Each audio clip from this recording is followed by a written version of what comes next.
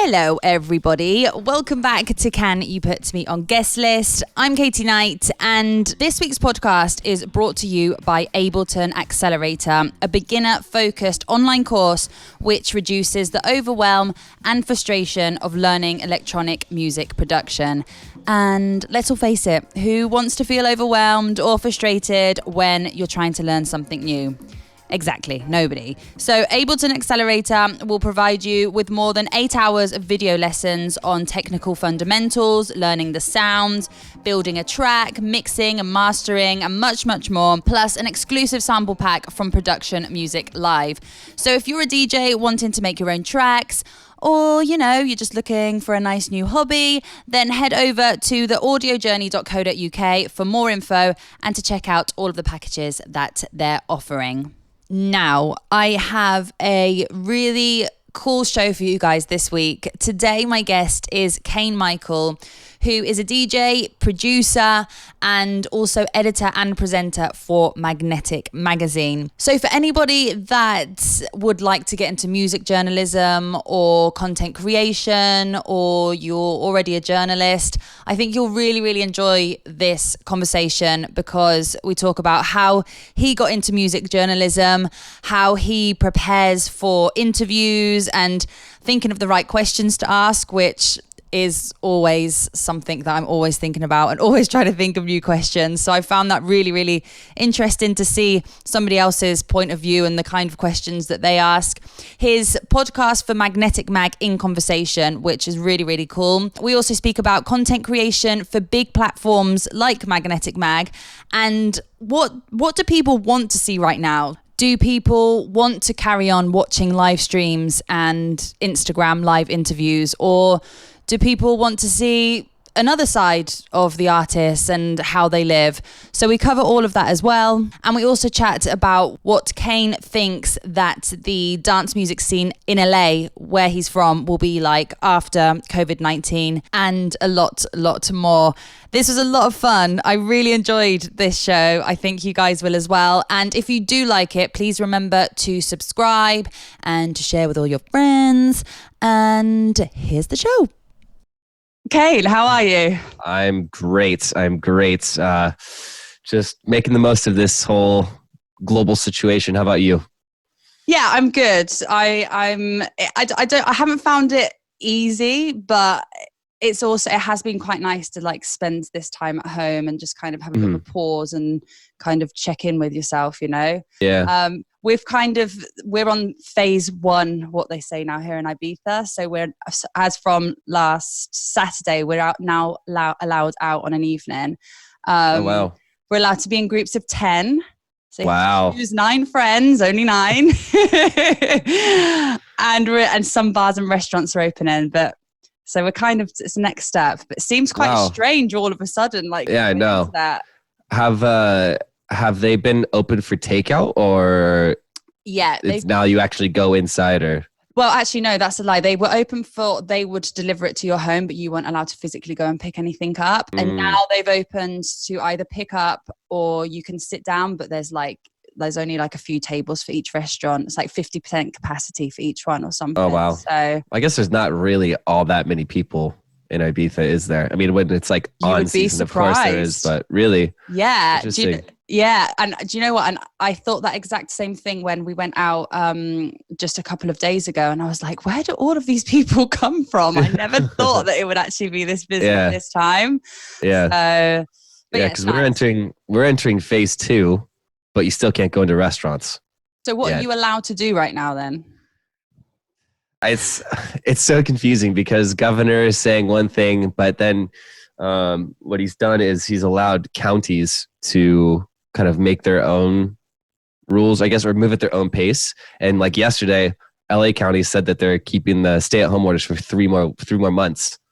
3 months? Yeah, but I don't live in LA. So I live in Orange County, and it's much more relaxed here. Granted, there's less people and it's more spread out, but we just entered phase 2. So some small retail shops are opening and stuff like that. But malls and restaurants and stuff are still closed. We've always been able to do like takeout or any of that stuff, but in terms of like actual like sitting down, we're still not there yet. But we've been able to go outside, exercise and stuff like that. It's been kind of a battle with my county and the state because I live at the beach. Like the beach is literally like 10 minutes down the street from me, and it's a big part of the culture here, you know, and like just everything. And so, you know, there's this sort of concern of, you know, don't sit next to so many people. And I don't know if you saw, but like, what was it, like 2 weeks ago now, 3 weeks ago, there was that huge thing about Newport Beach and Huntington Beach, like so many people, which kind of bullshit. I was there personally. I saw it. There's little sections where there was some people a little too close to each other maybe, but for the most part, it was actually very spread out. But of course, that doesn't make good news. So it has to, you know, they did the angle so it looked like everybody was just right on top of each other. And I don't know, it's been an interesting ride. But I mean, for the most part, life's been pretty similar. Like I don't really go out unless I'm going to the beach. You know what I mean? So it's like I'm either working or going to the beach, and that's about it. So it's been fine for me, really.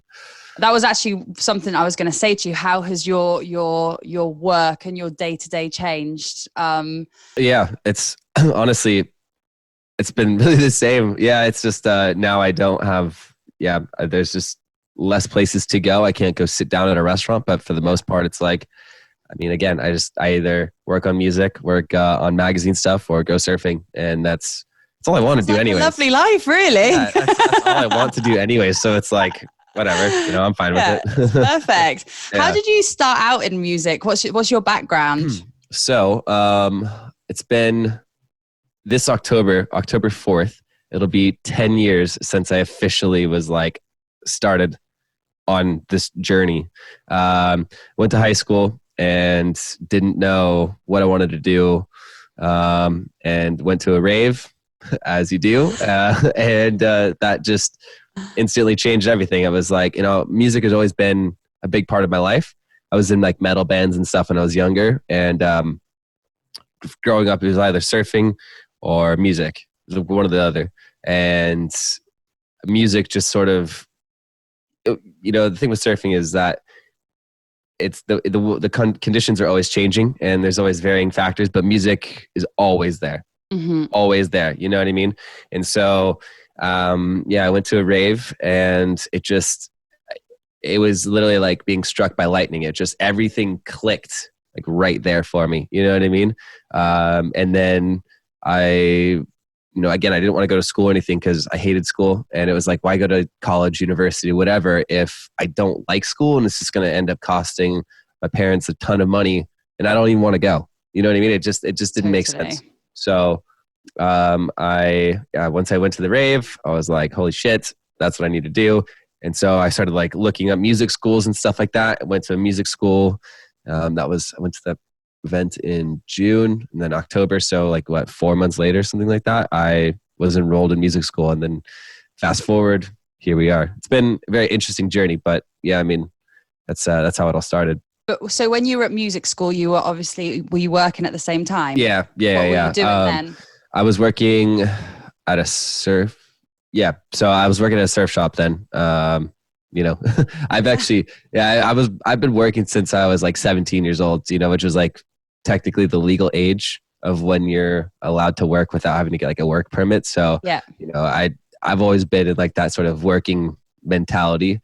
But at the time, I mean, the job was really easy. So it's like, it didn't really take up much time, you know, but and it's something that you love to do. And at the same time. Yeah, exactly. So it was like, I think he was working like, I would go to school 3 or 4 days a week. And at the time the school had just moved into a new location, but now the school is like, it's huge. It's like massive. I can't believe how big that school has gotten.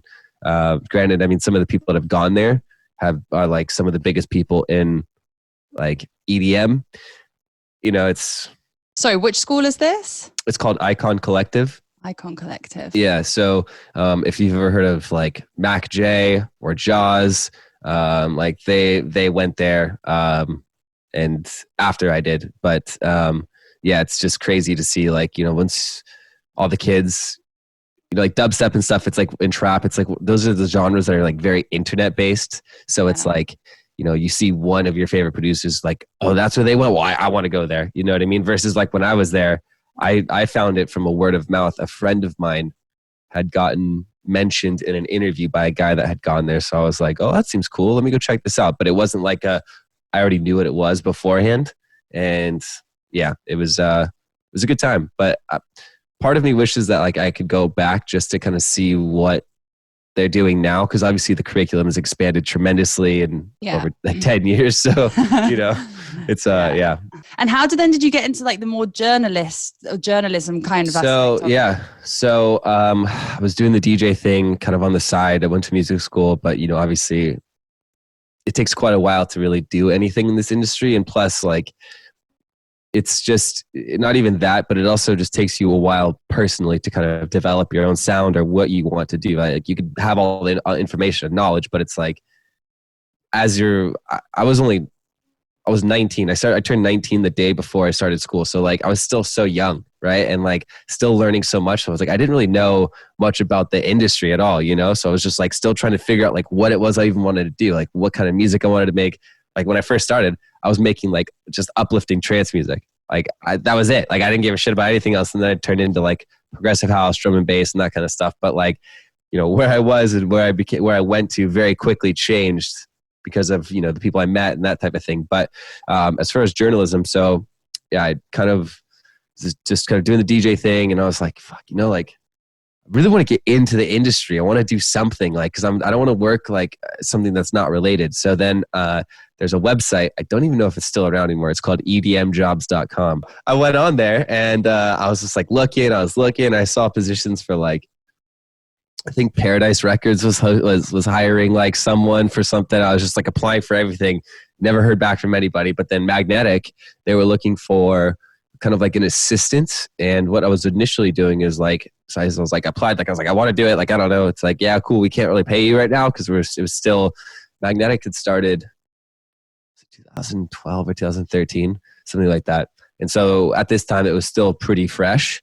But I was like, I don't give a shit. I just want to I want to get in there somehow. Yeah. So what I initially started doing was they would send me interviews and I would clean them up. So I would take out, dead space or people like, if you ask me a question, I'm just like I was cutting out that type of stuff to make it flow better and that type of thing. Actually, the very first interview that I ever edited was a Jeff Mills interview. No, nice. Yeah, right. Yeah, at the time I was like, I'd heard of him, but I didn't really know much about him. But yeah, that's funny. And then from there, they're like, well, since we can't pay you, we'll give you a podcast, which I'd already been doing my own podcast before. Like if you actually go on iTunes, if you look up the Kane Michael podcast, I'm pretty sure they're still on there. So when's this from? Like what year is this then? That was about 2012 when I was doing the Kane Michael podcast thing. But then, yeah, I know. Cause I was just trying to do whatever. But then the whole Magnetic thing, I think that was technically 2014, 2015. I think it was end of 2014, beginning of 2015 when I really started with them.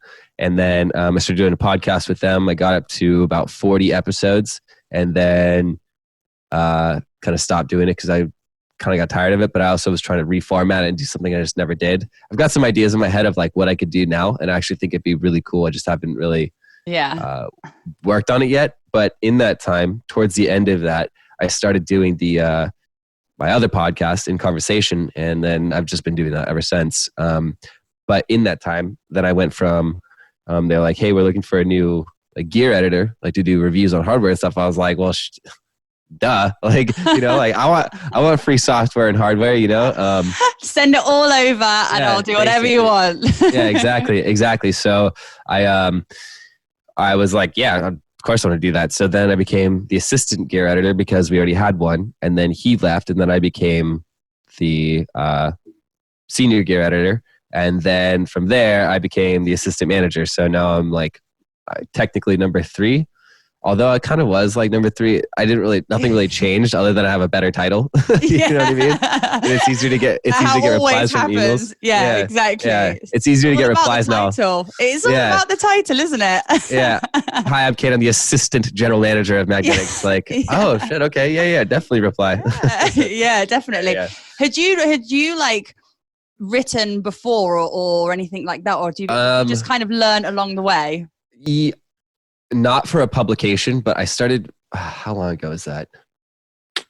Actually, around like 2010-ish.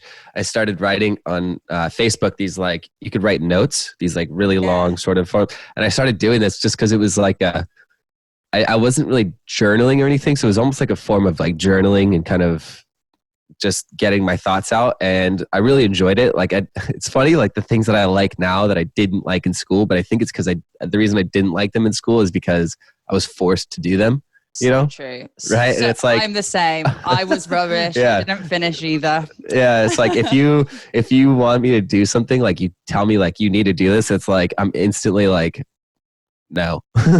Like, don't care what it is. I'm not doing it if you've told me. Basically. So I started doing these kind of like long format note things on Facebook, and I just really enjoyed it, and I seemed to be pretty good at it because it seemed to resonate with a lot of people, the different things that I was talking about, and it's funny to go back and read like how naive I was, but also how accurate some of the things I was saying were, like even so long ago.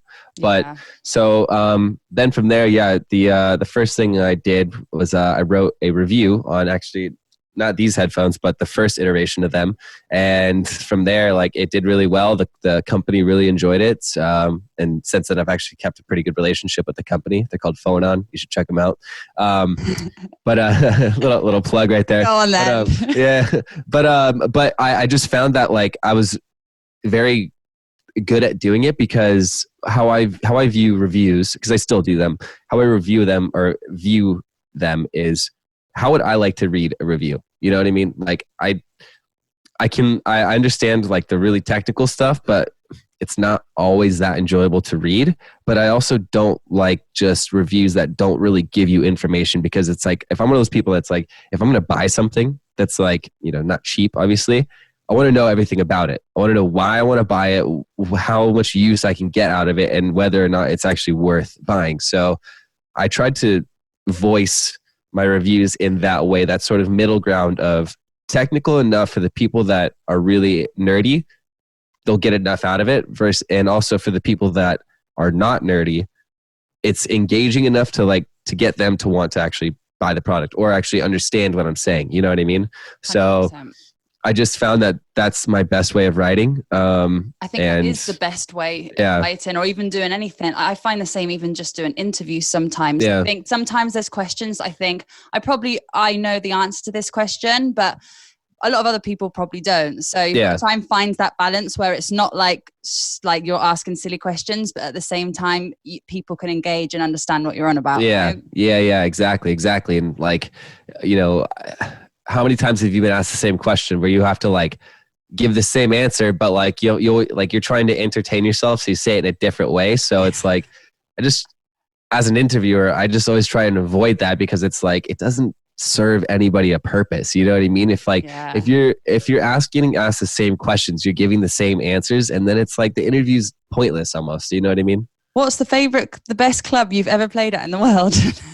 The best club I've ever played at. Yeah. So many times. Yeah, exactly. What are you up to? What can we expect from you in the future? Like, what's coming up next? Yeah, I know exactly. What you mean. But I even look back on some of my interviews, like right from the beginning. I'm like, Katie, why did you ask that question? But you know, I mean, like it takes time to really find your voice and learn how to ask good questions, and that's a thing that I think really transcends sort of any field, is learning how to ask good questions, because that's where the good answers come from. You know, these sort of generic short questions, they're not, with the issue is that they're not causing the person being asked them to think.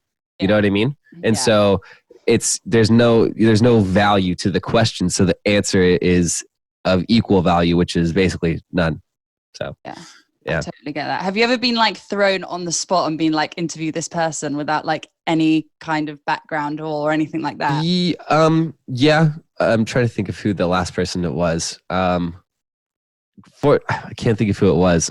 It'll come to me later. But yeah, I mean, I've had to sort of have like oh shit, I got like 10 minutes to kind of figure out what to do. But, you know, in those types of situations, I kind of try to go for questions that are not so like specific specific to, you know, things that I'm not going to know about. I'd rather ask questions about like who you are as a person, because I find that to be much more interesting. You know what I mean? Yeah. So, and that usually works out because those are questions that you can ask anybody. And I think that when you ask people, like you ask this DJ this type of question that they're not used to getting, the answer that you get is much different and much more interesting. And also they feel like you're actually interested in them, not just their work or whatever. You know what I mean? Yeah, I feel the exact same way. Sometimes just like the random kind of questions and kind of a bit different just works so much. We've been doing like some Instagram live interviews on Ibiza Radio's account. And I was getting to a point, I must have done like over the last 2 months, probably like, I don't know, probably about 20 or something. But I was getting to the point where it's like, there's not so much you can really ask a DJ right now, especially with what's happening. Everyone's kind of giving the same answers. So I'm just going to do a round of really, really random questions. Like, what was the last thing you Googled? And who do you use the most? That's a good one. That's a good one. And it worked really well, and people were really liking it. And I made me think. I was like, sometimes things like that are just a lot more entertaining than just kind of your usual kind of questions, you know? Yeah. One question I like to sometimes ask is, if you were to be a type of sandwich, which would you be? And that usually gets some pretty funny answers. Because then they're like, oh, wow, well, you know what, like a good turkey club, but then obviously, you know, and they just start kind of rambling. And it's really funny because they're so thrown off, but it's such an entertaining question that they like want to like really think about it and really give a solid answer. And that's the type of response that you want, right? This type of like engaged, like, I want to give you an answer because this is such a cool question, as opposed to like, yeah.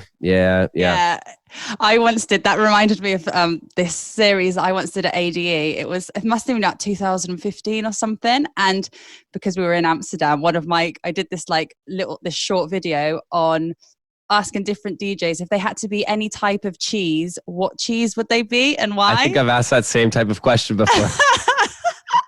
And it's such a good question. They were like, I would be a mature cheddar. And it was so good. It was one of my favorite things I've done. It made me laugh so much. Yeah, it's just so disarming because it's it's a non-invasive question, and it's so silly that it's like, you know, it's funny. It's fun. But there needs to be more questions like that. Definitely. So if you had to be a cheese, what cheese would you be? The first thing that came to my mind was actually like a nice like sharp cheddar. Actually, I love a good sharp cheddar. Although I've been eating a lot of feta cheese recently, and I don't know if I'd like to be a creamy, salty type of person. That just doesn't sound like a very good it's not good description of a person, you know. Creamy, soft, spreadable. Right? Yeah, what would you be? I don't know, because I was just trying to think the same thing. I actually don't eat cheese. Oh. I know. It's not out of choice. I have a really bad intolerance to okay. So I that's can't. Fair. That's fair. But if I did have to be a cheese, it would probably be I don't know. I'm going to have to think about that one. I'll come back to you at the end. See, I'm being put on the spot now. Yeah, you know, I actually just had a quesadilla yesterday from this little Mexican spot, and I don't know what kind of cheese they're using, but like, wow, it was so good. Had this little zest to it. It was like I don't know. It was crazy. I was like, why is this so good? Like, why is this so different than like all the other quesadillas I've had and I don't even know how long, you know? It's not that I eat them all the time, but still, like, I know what my cheeses taste like, and I was very like, I don't know what this is, but I love this. My brother sent me a picture of a brie yesterday, and it had loads of chili flakes in it. So I'd probably go for something like that, because I love anything spicy with a kick to it. So that would probably be me.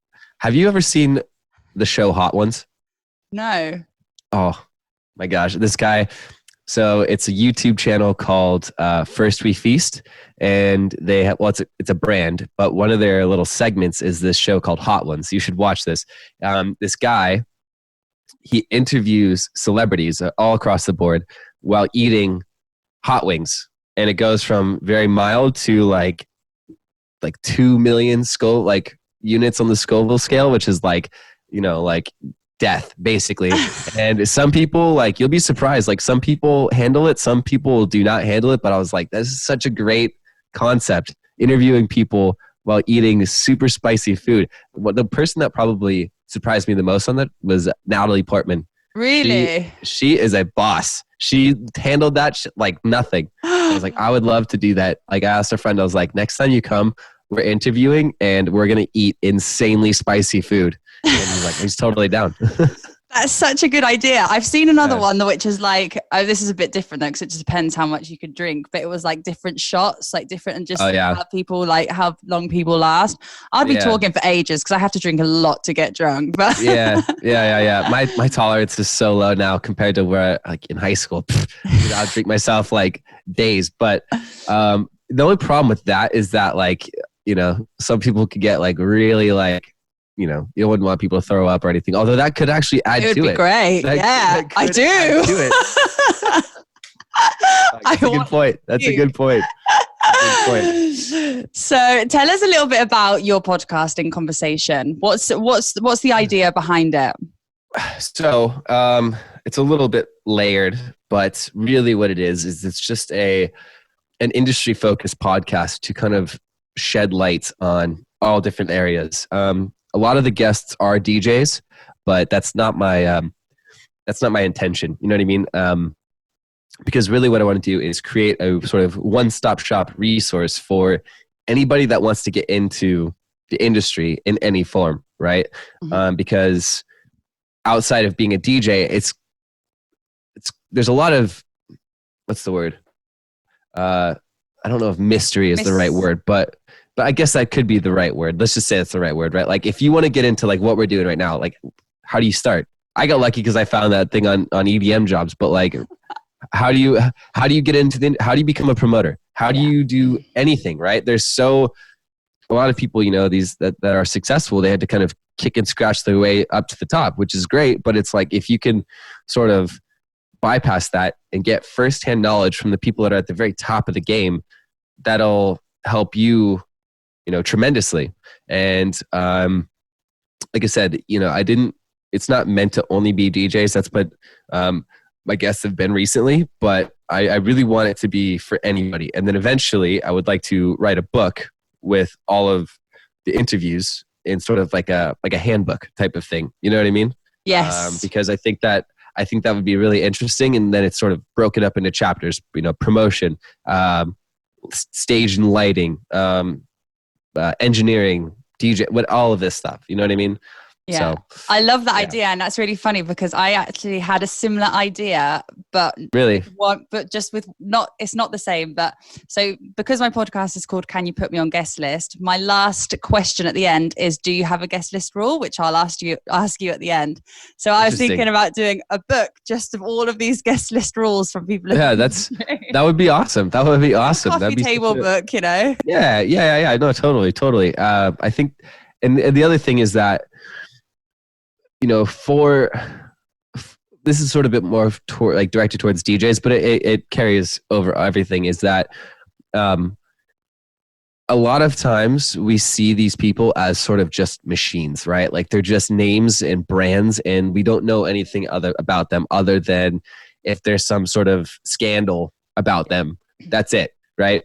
So the other thing is that I want to show who they are as people, right? That's why I sort of ask these questions, and it's called In Conversation because it's an interview, but it's not formatted like a real interview. It's more like two friends just hanging out, chatting. You know what I mean? And I think that has been the key factor in the success, is that it's not so strict. You know what I mean? It's very relaxed. It's very, non-confrontational. It's literally just these people, my goal is to get them to want to talk. You know what I mean? Yeah. And because like we were saying, it's like, that's how the good interviews come from. That's where the good answers come from. So I just, yeah, that's the whole thing, is like, who are you as an actual person? Yeah, you make great music, or yeah, you throw good parties, but like, what is your day to day like? Like, what do you do? Like, how are you doing what you're doing? Like, what, like, what are some of the things that you do? I've modeled it after the Joe Rogan podcast and the Tim Ferriss podcast, because the way the questions and sort of that type of thing comes from like the Tim Ferriss aspect, but then the just sort of, Joe Rogan podcast, they're just chilling, like just talking shit, like whatever. Like, so that's what I good. want. And for me, again, the more off topic we can get, the better, because that really shows who you are as a person. And you might not know that this DJ, their persona could be very like strict and like mysterious in this, but it's like they're actually like hilarious. There's just such, they're just chatting all the time. There's that's the type of thing that I love. And it was what we were saying before. Sometimes you're really surprised of the guests that you have, because there's been times where I'm like, don't know how this is really going to go. But as soon as they've got the mic on, and it's brilliant. And I think just some people, especially like if you're not a DJ, there's so many people in this industry that don't have the chance to really tell their story, or tell people how they started, or what difficulties they found along the way. So it's like, it's such a nice way to be able to hear what do you actually do? Like, what does a manager actually do? Like, we all know the word manager, but what does nobody really know? Well, unless you work with one. Yeah. But if you didn't work in this industry, you don't really know them kind of things, right? And how do you become a manager? Like, where do you start? Like, what do you do? Right? It's like there's no resource for that. So that's, again, I think that's been a very big factor into the success of the show. And it's like, it's crazy, some of the people that I've had the chance to interview. Like, I interviewed Orbital, I've interviewed Underworld, I've interviewed like all these people. Like, what? Like, and some of the people that I've become friends with, it's like, it's amazing. One of the most interesting interviews I did, I think, was with this guy, Steve Lieberman, who he's actually a stage builder for does like EDC, does like Coachella, does these other things. And it's like, that's one of those things. And also, like, I think he's done like almost every club in Las Vegas, which is crazy. Wow. But it's like, it's something like that, right? Like, you go to one of those clubs and it's like, you're just like, wow, look at this place. It's so cool. But like, you don't like, what? How do you even do that? Like, how does that ever even come about? Right. And then not only that, but how are you able to continually improve on that design, right? Because it's like, you go to a festival year after year after year, the stages just get better and better and better and better. And they're like, how is this happening? Like, right? Like, who is putting in this type of work? And Steve, awesome guy. And it was just like, wow, I learned so much from that podcast. It's so true. When I go into a nightclub, I really love to take everything in, like how it's decorated and what the lights look like and stuff. And especially, I worked at Amnesia for 6 years, and we obviously, they have parties on every single day, and every day it's a different promoter. And I always used to think, like, how can they at 7 a.m. as soon as the club closes, they've got a team that comes in, takes absolutely the whole production down, and then works the whole like 16 hours until the next event that starts at midnight. But you never think about them things normally when you go into a club, and there's so much that goes behind it. There's so much work. Yeah, exactly. And there's nowhere you can go to learn that unless you go there to learn from the team itself. But it's like, how do you even get in contact with the team? Like, how do you even, get involved in any of this stuff? So, yeah. So for you guys at Magnetic Mag, have you found that there's been any changes regarding content creation during lockdown? Obviously, there's a lot of people doing live streams and a lot of Instagram live interviews. How have you guys found these changes? Because obviously, just like any other platform or media outlet, everybody needs content. And obviously right now, we don't have the same content as we probably did when clubs are open and things are happening. So how have you guys found that? Have things changed for you? Has the content kind of been the same? I think it's actually been the same, really. We do have one feature that's done really well for us. It's called City Guide, and it's basically where a guest will take us around their like hometown. That's really the only thing that's slowed down, just because people can't really go outside, or go to these places. But for the most part, I'd say everything's been pretty much the same. It does seem like sometimes like some of the music has slowed down a little bit, especially the people that are pressing to vinyl, just because they can't really press the vinyl right now. But otherwise, things have been fine. And if anything, it's actually allowed some of our other features to do well, because now these people have nothing but time. You know what I mean? Like some of these things, it's not that artists don't want to do them. It's just that for whatever reason, they're traveling so much, they just can't do it. But now that they're home, they can do these features. So it's been fine for us, really. Yeah. How about you guys? Yeah, I was just going to say the same. I think it's been hard because obviously with everything that's happening, we don't have as many people working as well at the moment, because obviously we live off of making money off publicity. So the team's really cut down. So I think as like being able to actually publish some things, that slowed down, but that's more from our side. And then the other thing was, I think at the beginning we kind of took on too many live streams. Like everyone was so excited about doing streamings, and we honestly, Kane, cross-posted like every stream out there. Yeah. And then I got to a point, I was like, I think people are getting a little bit bored of this now. We need to be thinking of different kind of things. Yeah. But again, with other things, it's been good, because like, for example, I would never have been able to do all of these Instagram live interviews whilst everybody's on the road and doing what they've got to do. There's no way that would have happened. Probably get a few in, but not as many as we probably had now. So I think for some types of content, it's been really good. For others, I've also found it quite hard to stay. I feel like I've been creative, but I have had a lot of like days I'm like, I just don't know what to like do anymore, So how have you found that? Because obviously you're in the studio as well. I think maybe for us it's different, because I haven't even been able to leave the house to even get fresh air, and it gets to the point where like I don't know what to look at. But I it's been, there's been some challenges for sure. Like I was actually just doing some journaling today, and I was like, I feel like I've been so off my game, but at the same time, like I have been making music every single day, because I was like, okay, like there's no reason I shouldn't be making music at least for an hour every single day. So I've like, while I haven't been doing some of the other stuff, I've at least done that. So it's sort of like a weird kind of like middle ground, I guess, but it's, but it's like, really, it's like, why, like I told you earlier, it's like, it was hard to wake up. Why is it hard to wake up? Like, I don't know.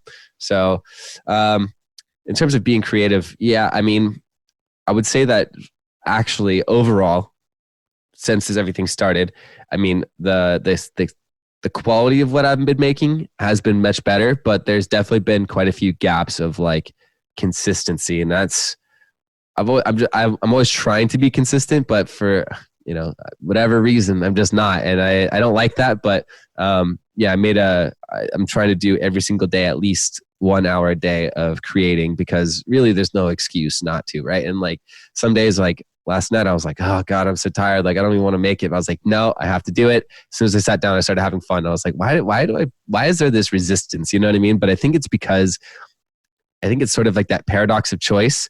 When you have so much free time, you're like, I'll do it later, because it's just not, I got nothing but free time. Whereas if you don't, you're like, well, I only have a couple hours to do this, so I'm going to do this, right? But it's just being consistent, I guess, and making sure that you're disciplined, which is tough. But do you know what I've been doing over the last few weeks? I've really been planning out my days to like the hour. I know it sounds really silly, but like, when they say take every day as it comes, I'm like, I'm literally taking every hour as it comes, because I don't know how I'm going to feel later to do something else. Like I'll wake up in the morning and be like, okay, from this hour to this hour, I'm just going to work on preparing interviews, and then from this hour to this hour, I'm just going to edit podcasts, and then from the and I found that has kept me kind of like going, because I know what I've got, and when it gets to the end of the day, I'm like, okay, I've done all of these things and I feel quite productive. I was just going to ask you how that's been. I have a planner, and like one thing I put in it every single time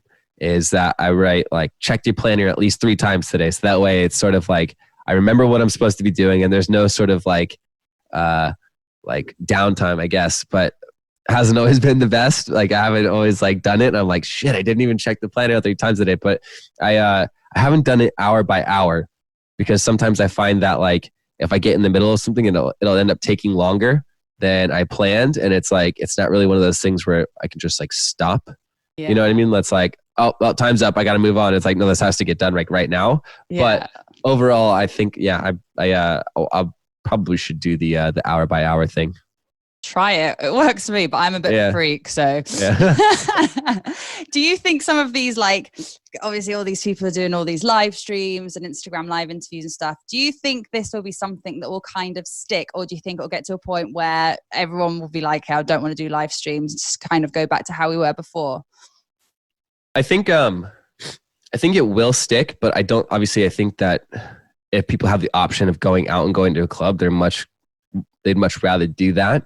Because sure, you might have a decent little home audio system, but like nothing's going to beat the actual experience of being in the club. That being said, I mean, some of these live streams have gotten so insane.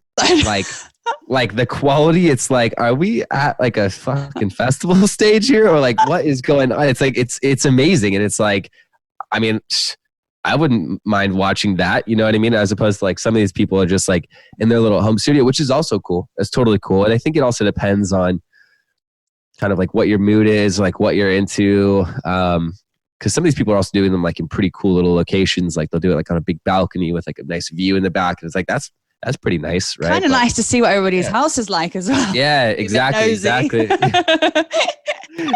But I think that, you know, once everything is lifted, of course, you know, people are going to want to go out and have fun with their friends at a club and that type of thing. But also, I think that in terms of the actual live stream themselves, again, it kind of depends on your mood for that day or that time. But I think that what we should be seeing more now is not just DJ sets. I think we should be seeing, this is a perfect time for people to really experiment and maybe start doing live sets or something like this. Just change things up because, you know, it's a lot of, I feel like a lot of artists want to do these sort of hybrid sets or these live sets or anything, but it's like if they're traveling so much, they just don't really have time to really develop that. But now that we have all this time to develop it, it's like, use this time to like show what that process is like. You know what I mean? Like show the evolution so people can be like, oh my God, I remember when he was like first trying this and it was like doing like this, but now look how well it is, like how well it's been put together. You know what I mean? I think there's just a lot of unique opportunities for people to do creative things, but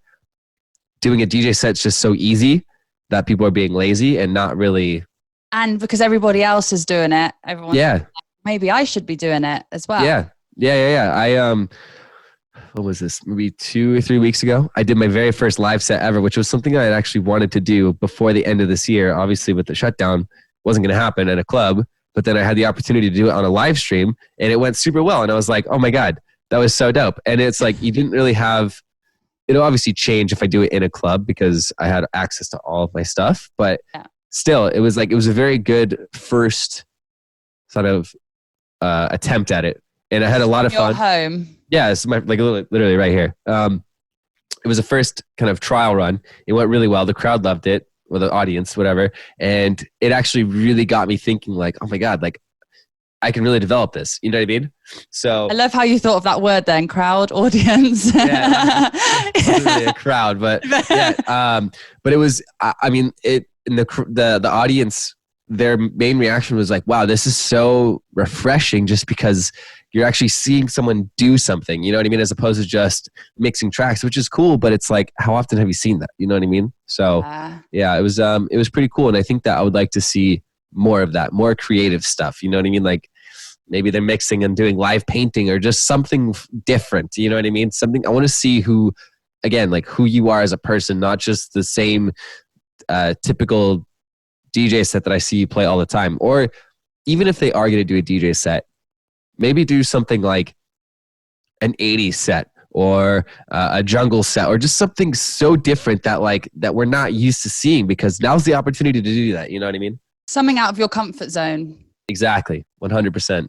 Because it's like, yeah. I saw the other day, somebody cooking a Spanish paella, and playing at the same time. It was Ramiro Lopez, and I had it out on his balcony, so he was like doing two things at once, and I was like, this is really fun to watch. That's awesome, right? Because then you're like, oh my God, this person's such a weird person, but I love it. Like, it's such a cool, or like, that's so interesting. Like, you know, like, how are they able to do that? Or like, it just shows a different side of them that we're not used to seeing. And I think that, again, we're so used to seeing DJ X do this same thing. While they might be a great DJ, it's like it's just always the same. So I think now's the perfect time to do that type of stuff. Or not even a DJ set. Like, what if you just did, hey, I'm going to cook paella. This is how I do it, right? That'd be so cool, right? Yeah, exactly. Talk to him like what I don't just make music. I also can make all of these things in the kitchen. Yeah, exactly.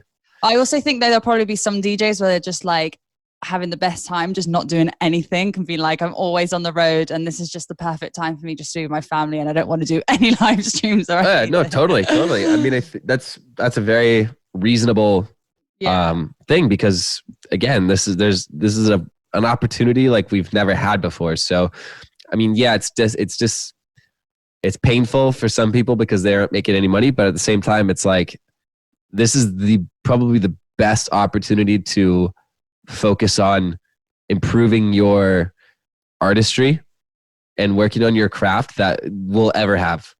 Yeah. So it's the having time like this to ourselves, or just being at home, is probably, I hope, not gonna happen again. Yeah. What are you kind of feeling? I know this is a really difficult question, and I get asked quite a few times the same related to Ibiza, but how can you see the scene in LA after this has kind of died down and normalized?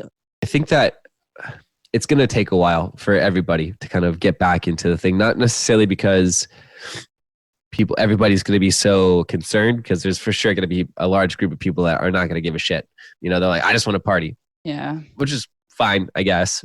But once that sort of whole thing is sort of subsided, I think that it's going to be a very strong comeback, because the sort of break that everybody's having to take, eventually everybody's going to be like, I'm just ready to let loose and just have fun. And then all this time that DJs have spent working on new music, practicing, creating live sets, doing whatever, I think it's going to be some really, really interesting times in a positive way.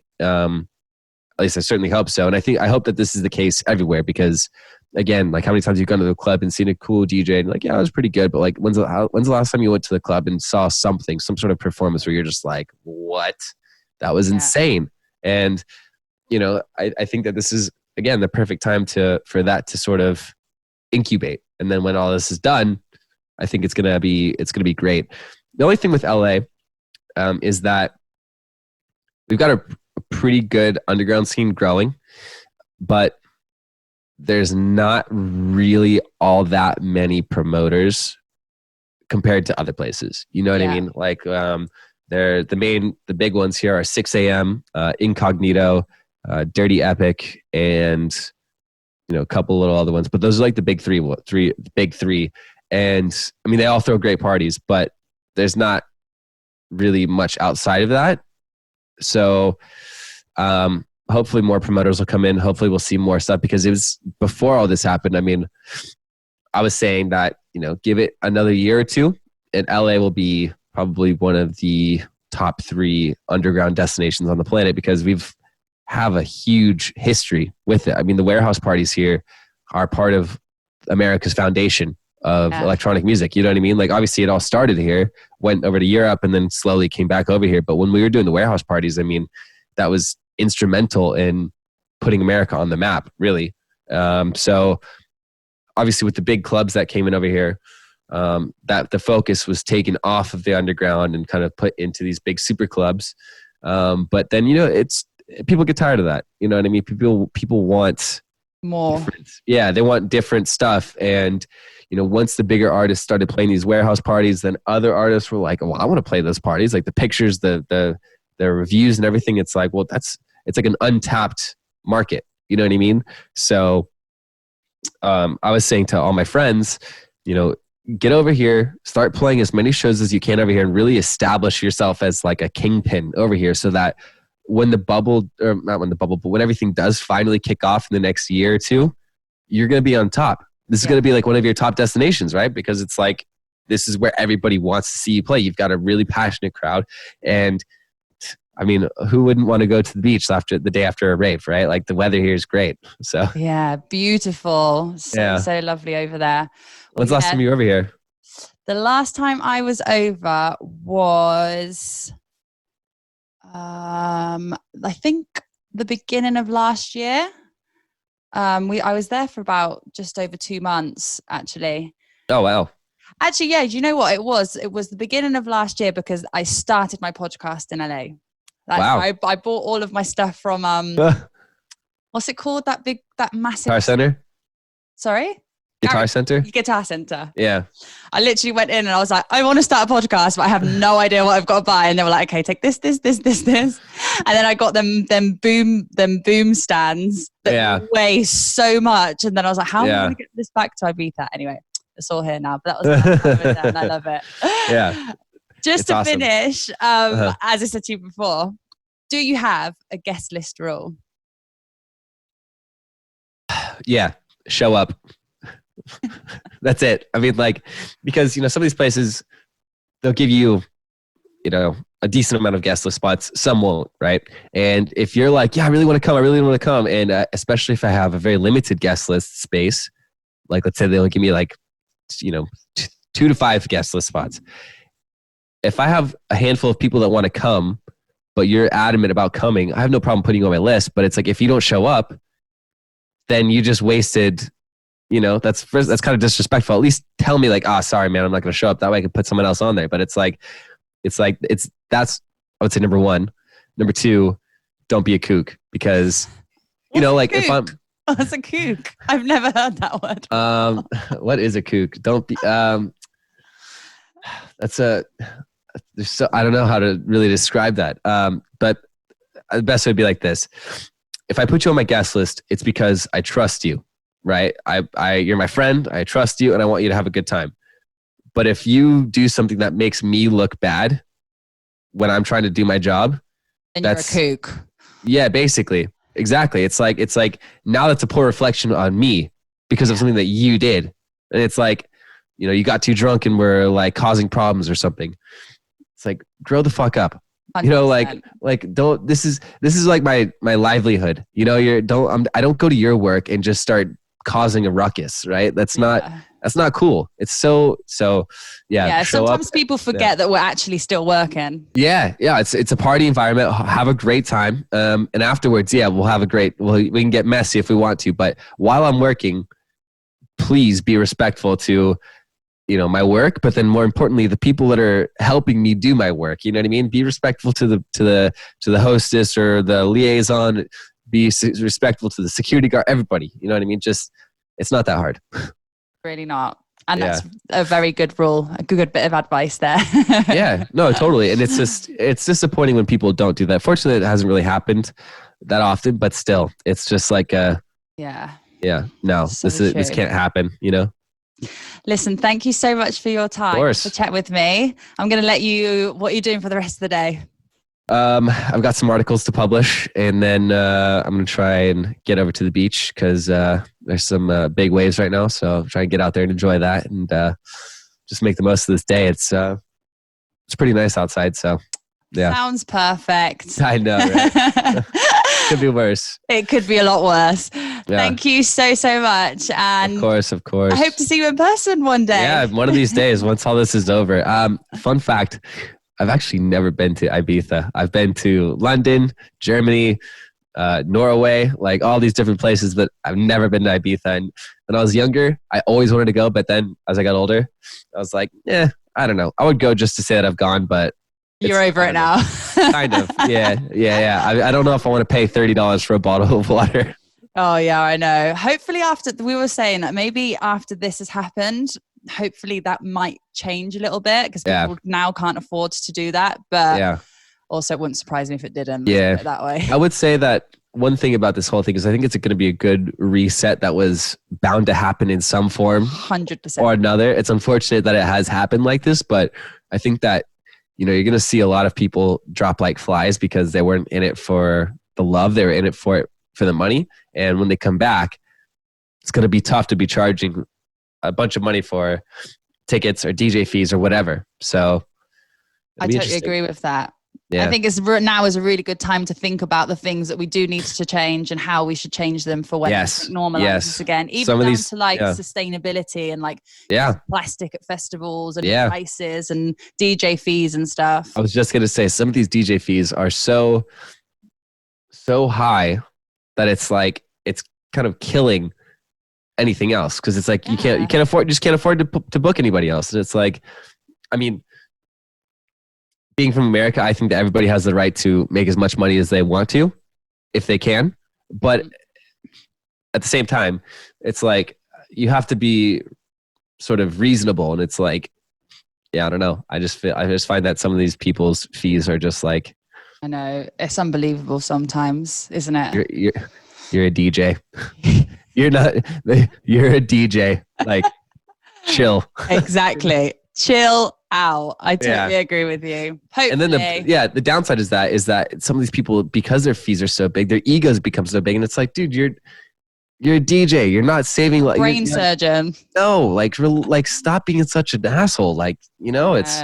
But the thing is, until somebody doesn't stop, it's just never going to stop, because everyone's like, well, if they're getting paid that much, then I want to get paid that much. So somebody has to like just put a stop to it, or people stop paying, or stop as a promoter, stop paying that amount and start using talent that's probably doesn't get paid as much money, Yeah, no, exactly. And I think actually that's another benefit, is that because promoters right off the bat are not going to be able to book these really expensive DJs, they're going to have to turn to the smaller guys, and then the smaller guys are going to get a really big chance to shine, which the thing is, there's no reason that they should be getting paid less, really. I mean, talent-wise, they're the same, if not better than some of these people. So it's like, now is their time to really come into their own. So yeah, we'll see.